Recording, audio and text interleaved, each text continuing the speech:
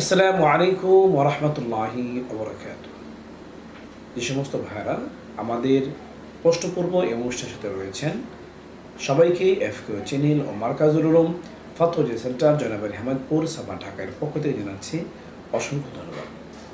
রবিউল ইসলাম বান্দরবন থেকে প্রশ্ন করেছেন। তার প্রশ্ন হলো, কোনো মহিলা কি তার দুধ ভাইয়ের সাথে হজের সফর করতে পারবে কিনা?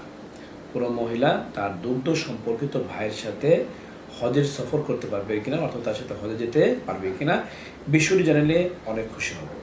রবিউল ইসলামকে এই প্রশ্নের জন্য অসংখ্য ধন্যবাদ। তার প্রশ্ন উত্তর হলো, যদি ওই মহিলা, যে মহিলা দুধ ভাইয়ের সাথে হজের সফর যেতে চাচ্ছে, সে এবং তার ওই ভাই যদি কম বয়সী হয়, যে বয়সে ফেতনা হওয়ার সম্ভাবনা থাকে, তাহলে না যাওয়া উচিত।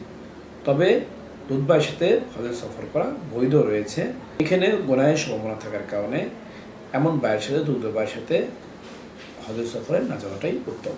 তবে কেউ যদি যায় তাহলে তার হজের সফর এটি বৈধ হবে এবং তার হজও সুন্দর মতো আদায় হয়ে যাবে। কেননা দুধ ভাইও সেও মাহরামদের অন্তর্ভুক্ত।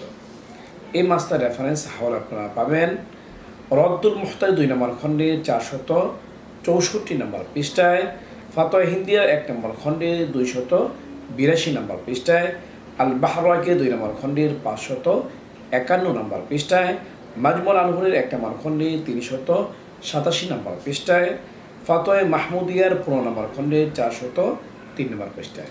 যে মাসাইল মনে হলো, মহান রব্বুল আলামিন আমাদের সবাইকে এমন মাসাইল হজ সম্পর্কে জেনে আমল করার তৌফিক দান করুক। এরকম গুরুত্বপূর্ণ মাসলা যারা জানতে চান, যারা এখন আমাদের ইউটিউব চ্যানেলটি সাবস্ক্রাইব করে নেবেন। আমাদের ভিডিওটি ভালো লাগলে লাইক করে শেয়ার করবেন। তাছাড়া আপনাদের কোনো প্রশ্ন থাকলে ইউটিউব কমেন্ট বক্সে আপনারা প্রশ্ন করতে পারেন।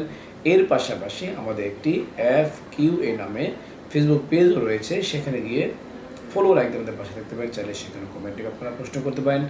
আপনাদের প্রশ্ন উত্তর যথাসময়ে দেওয়ার চেষ্টা করব। ওমা আলাইনা ইল্লাল বালাগ।